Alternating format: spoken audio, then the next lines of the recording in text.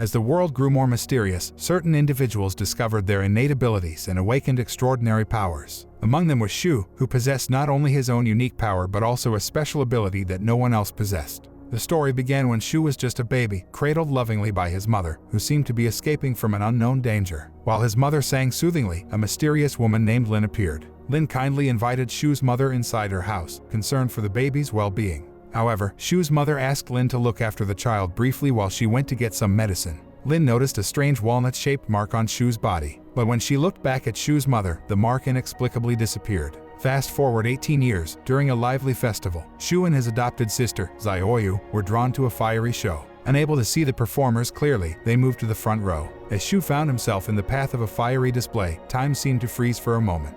In that instant, he glimpsed a sword, and his walnut pendant glowed, leaving him with an eerie feeling.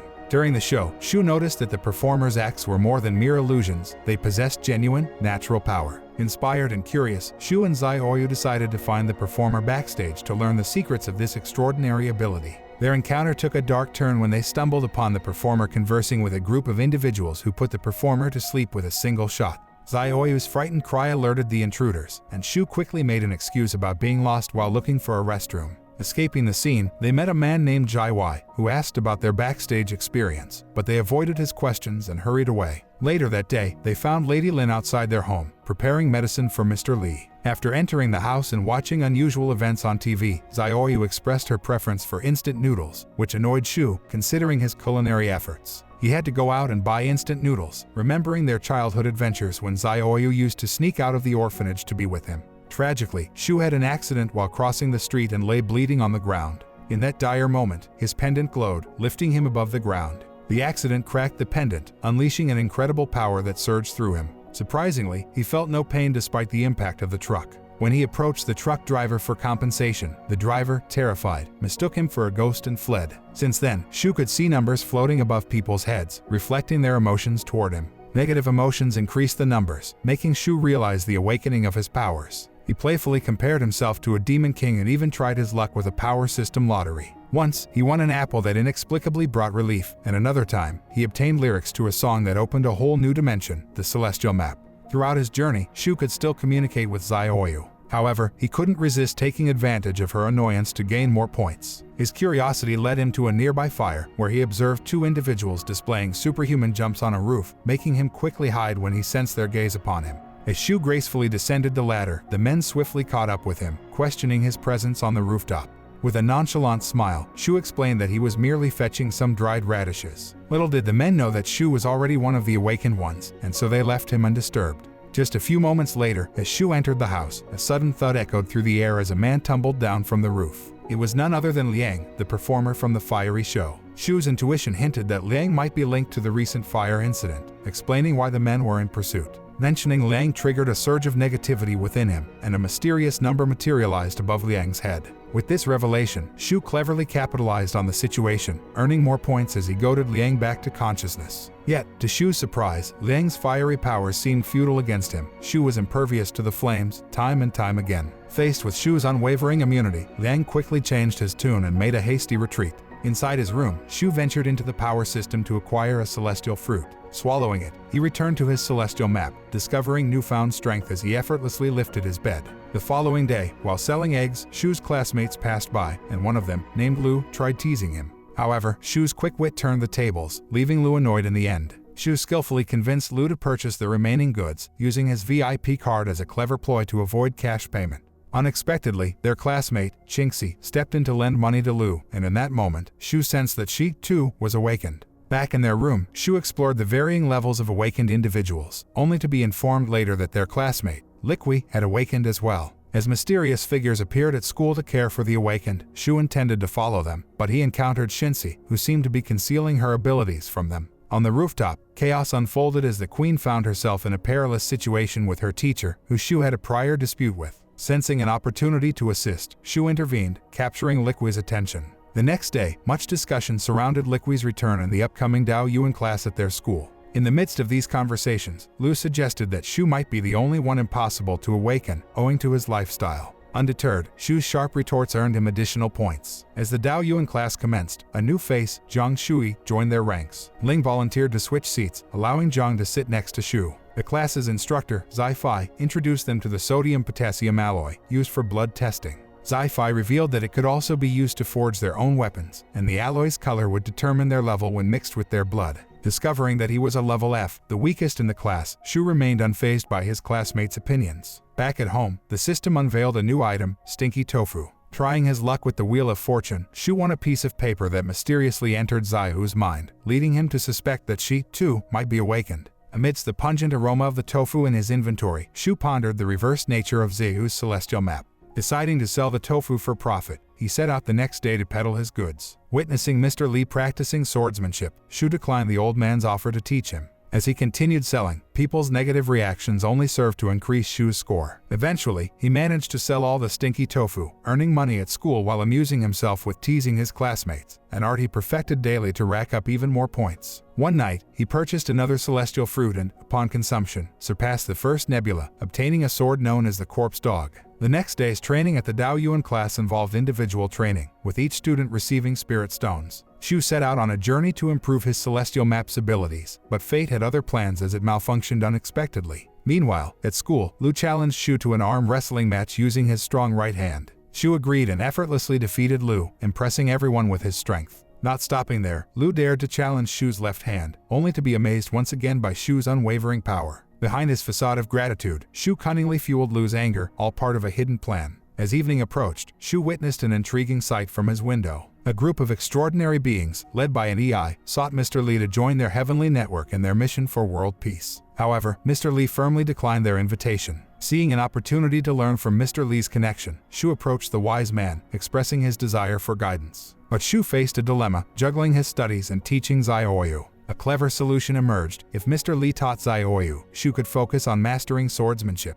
However, darkness lurked in the realm of awakened powers, with tales of malevolence spreading through social media. The once honorable awakening had a tainted side. In the fading light of the day, Shu encountered Qingxi, the famous prodigy from the Daoyuan class, and felt an enigmatic connection between them, hinting at intertwined destinies. In Mr. Lee's home, they prepared for Shu's training. Before they began, Mr. Lee showcased his ability to slice through objects with just a piece of paper. Intrigued, Shu eagerly delved into the basics of sword handling, refining his movements over time. One fateful day, a visitor from the heavenly network named Eugene arrived at Mr. Lee's doorstep. Anxious for his mentor's safety, Shu hurriedly rushed back home. To his relief, he found Mr. Lee and Shujin engaged in a peaceful conversation. Curious, Shujin inquired if Shu was Mr. Lee's student. To Shu's surprise, Mr. Lee dismissed him as a mere level F, not worth his time. Undeterred, Shujin shared his knowledge about the reappearance of the ruins and extended an invitation for Mr. Lee to join the heavenly network. Like before, Mr. Lee declined, just as he had done with the EI. After Shujin left, Mr. Lee presented Shu and Zaihuyu with a sodium-potassium alloy to assess their current levels. Strangely, the colors on their vials shifted, resembling the patterns from their celestial maps. Observing this, Shu speculated that there might be levels higher than level A while about to conceal the vials. Mr. Lee interrupted his action, and Shu pretended to remain at level F as he returned to his room. Shu tapped into the second layer of the nebula, granting him body protection and elevating him to level C. Similarly, Zaihuyu surpassed the first layer, enabling her to resurrect a creature with a shadow-like form. They experimented on various creatures but encountered a strange energy body within the pig. When Shu released his corpse dog, the pig revived and fled, only to meet a grim fate at the jaws of the corpse dog. During their meal, Shu sensed conflicts among awakened individuals. He intended to investigate, but Zaihuyu insisted on accompanying him, feeling the same ominous aura. Together, they ventured into the unknown. Reluctantly, Shu had no choice but to take Zaihuyu with him. They hurried to the area and witnessed Sci-Fi and his men facing a group of awakened people using their powers for evil deeds. Amid the chaos, Shifa attacked two enemies, but the leader remained elusive in the smoke. Tragically, Sci-Fi's companions lost their lives when the enemies unleashed a deadly explosion. The police arrived, prompting the villains to retreat. Shu advised Zaihuyu to return home due to the danger. Unfazed, Shu sought the hidden opponents while the police searched the building. As the enemies reappeared to confront the policemen, Sci-Fi's group confronted them too. In the midst of the battle, Shu's incredible speed awed onlookers, and Sci-Fi unknowingly ordered Shu's arrest, unaware that he was one of his students. Assigned to fight Shu were two women, but he easily outmaneuvered them as he seemed to toy with their every move. After explosions erupted, Shu noticed the unconscious foes, and a confrontation ensued with a man, during which Shu released his intense power, defeating the enemy. Returning home, Shu and Zaihuyu decided to revisit the scene, seeking a stronger energy body for Zaihuyu. Once they verified that the police and Shifa's group were gone, Zioyu summoned a bird to check the surroundings. Satisfied, they returned to the battle scene, where Zioyu detected the energy body of a tall man and 2 others. Shu instructed her to take the tall man's energy body. Meanwhile, the Heavenly Network held a meeting to discuss the encounter with Shifa's group. On camera, they spotted Shu, still unidentified but believed to be a level C, along with the mysterious black shadow surrounding him. Zioyu successfully released the energy she obtained, revealing the man's memories, including the location of the stolen money. Shu insisted they return it to the police, though Zioyu felt disheartened. Shu comforted her, promising a brighter future. The next day, the school welcomed a new director, Li Xiao. When Yixia visited the student, Shu immediately recognized him as a level B. Xiao sensed Shu's power and observed the group of students. In the Dao Yuan class, Director Li Xiao introduced himself as their superior, mentioning that the Heavenly Network sought a man involved in the battle with Zai-Fi's group. After a motivating speech, Li Xiao surprised his students by giving them spirit stones based on their levels. Shu, being at level C, received 2 spirit stones. Later, Shu sold them to a potential buyer with Shi's help. During a visit to Mr. Li's, Li Xiao and Ms. Lin arrived while Shu was teaching Zioyu. They shared an encounter on North Mountain, where they saw agile skeletons, possibly level E creatures. They were searching for a skilled level C practitioner in swordsmanship, but Mr. Li denied any connection to that student. Li Xiao sensed someone approaching and left. Shu entered the house, and Zioyu asked about the Heavenly Network. Mr. Li considered how to address the level C practitioner and the mysterious skeletons. Instead of answering Zioyu's question, Shu showed the account book and a new cell phone. He excitedly shared the good news of their future house, which would start construction the next day. After Shu paid for the house, his teacher urgently called him about an upcoming departure for a training camp. Shu told Zioyu that the house was sorted, but he would be away for a few days. On their way, they talked about a mysterious ruin set to open, said to hold a formation eye that could make the whole ruin vanish if taken. At Beijing Mount Camp, Zai-Fi revealed their plans. During a meal, a rude man created a fuss about seats, but another man kindly offered his seat. Shu didn't like the big man's behavior, so he asked him to stand up, but the man refused. Shu then knocked him unconscious. Zai-Fi asked about the incident, but no one spoke, and he took the man to his tent. After eating, the students trained in their tents. Shu's singing disturbed others, so he went outside. There, he discovered he could practice without singing, much to his surprise. The next day, he teased Lu playfully, interrupting his focus. Intriguingly, Shu received 9 celestial fruits from the power system overnight. In the afternoon, he used them within his celestial map, gaining an energy shield. While waiting for food, Lu challenged Shu to a fight, but Shife suggested arm wrestling instead. Lu reluctantly agreed and, as expected, Shu easily defeated him. Curious, Shife also challenged Shu, but the outcome was the same. Outside, fog surrounded them, and Shu stumbled into a ruin. He faced a fierce battle with a skeleton carrying an axe but emerged victorious, claiming the axe for himself. Climbing a rock for a better view, he noticed more skeletons approaching. Choosing to escape, he left the skeletons behind and found other students being chased. Shu protected those he saved, but they wanted him to stay until the ruin vanished. He refused, instead teaching them how to deal with the skeletons based on the ground's movement. Handing them the axe for protection, he set off to find the core of the ruin and acquire the formation eye. On his journey, he encountered more skeletons, picking up a sword as his new weapon. Continuing his search, he found a downed skyrocket. To his surprise, he saw a man without a name, only a number, who wasn't a student of their school. Shu approached the man, who immediately brandished the skyrocket gun. The day before the man came to the ruined area, they were given skyrocket guns for protection in case they got separated inside. The man introduced himself as Huan Yu from Nanyang City. Shu, on the other hand, introduced himself as Lu, representing Zuma King. Huan Yu, a class leader, told Shu that he was looking for his classmates and sought their help. Shu, also a class leader, agreed to assist Huan Yu in finding his companions before searching for his own. Huan Yu had no choice but to take Shu along, though he initially wanted to leave him behind. They encountered skeletons, and Huan Yu ran to avoid them while Shu followed. Huan Yu asked to borrow Shu's sword to fight the skeletons, but Shu playfully acted like he couldn't reach it, annoying Huan Yu. Suddenly, Shu got scared when he saw a skeleton and ran away. When they rested, Huan Yu caught up with Shu, and they decided to find a place to rest for the night. The next day, Shu felt hungry and told Huan Yu he needed to urinate. He ate stinky tofu and offered some to Huan Yu, but it annoyed him, leading to a scuffle where they moved at the same speed. In the struggle, Shu accidentally dropped his sword and used his corpse dog on Huan Yu, resulting in his demise. Continuing his journey, Shu reached a forest with apple trees and gathered some fruits to eat. The squirrels living there threw stones at him, angered by him taking their food. While resting, Shu pondered the vastness of the ruin and how to find the formation eye, thinking it might be in the middle. As Shu considered returning to the middle, wolves attacked him. He noticed he was getting faster while running away, as if he was practicing. This speed allowed him to escape from the wolves. Back with the other students, their numbers had increased, and they asked Shu not to leave. However, Shu decided to stay one more night before departing.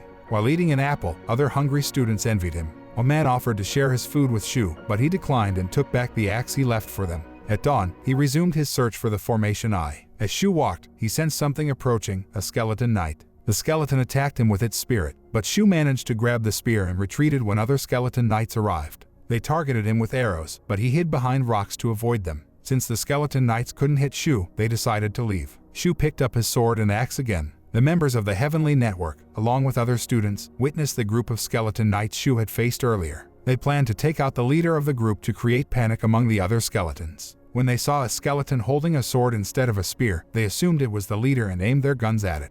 However, it was not the leader, and the real leader ordered his disciples to attack them with arrows. The students retreated and ended up in a valley. Shu noticed the incoming skeletons and attacked one of them with a spear before retreating. The skeletons tried to hit him, but they couldn't. The members of the Heavenly Network were amazed by Shu's skills and doubted if he belonged to their special class. However, a student who knew Shu revealed that he was the one who repeatedly defeated Lu in arm wrestling. As Shu continued walking, he encountered another group of skeleton knights. Using a spear, he quickly killed two of them and grabbed their spears to fight the rest. He eliminated all of his opponents. The members of the Heavenly Network decided to follow Shu and found the ashes of the defeated skeletons. They realized Shu was responsible for their defeat. One member reported on the location of the core of the ruin, guarded by more skeleton knights. When Shu had the chance to rest, he ate a celestial fruit that granted him extra power. As the knights approached, the Heavenly Network was about to begin their plan when Shu appeared, hurling spears at the enemies. The other members of the Heavenly Network joined the fight, and together they defeated the skeleton knights. Shu collected the weapons and armor of the defeated enemies. While a member of the Heavenly Network talked to Shu, they noticed many of them in the area. They considered selling the collected weapons and armor since most students didn't have money. Others thought of exchanging their jewelry for the weapons Shu was selling. Through this, Shu acquired valuable items. They decided to continue their journey towards the core of the ruin. As everyone rested, Shu noticed that the others were becoming weak due to lack of water and food. He took some apples and gave them to the members of the Heavenly Network, who were surprised to find their tiredness disappear after eating. The other students wanted apples too, but Shu prioritized those who were fighting over those seeking protection. A man approached Shu and exchanged his beloved watch for an apple, which Shu accepted. Suddenly, a strong gust of wind blew, and dark soul creatures appeared. Shu's corpse dog wanted to be released, but he kept it contained, not wanting others to see this terrifying side of him. As a soul approached them, it stopped upon seeing Shu's terrifying persona and fled, followed by the other soul creatures. They continued their journey and reached the core of the ruin, where other members of the Heavenly Network and students joined them. While resting, a student shared how Chinxis had saved him from a skeleton knight. Shu observed the deep pit in the middle, where the formation eye was believed to be. However, he decided to sell his collected weapons again, acquiring valuable items. A high official of the Heavenly Network named Zhang, who was level C, wanted to talk to Shu and Chinxi because of their exceptional skills in fighting against the skeletons. Zhang warned Shu not to sell the remaining spear as they might need it. Zhang used his blood-heart sharp sword to measure the pit's depth, discovering it was 100 meters with a cave at the bottom.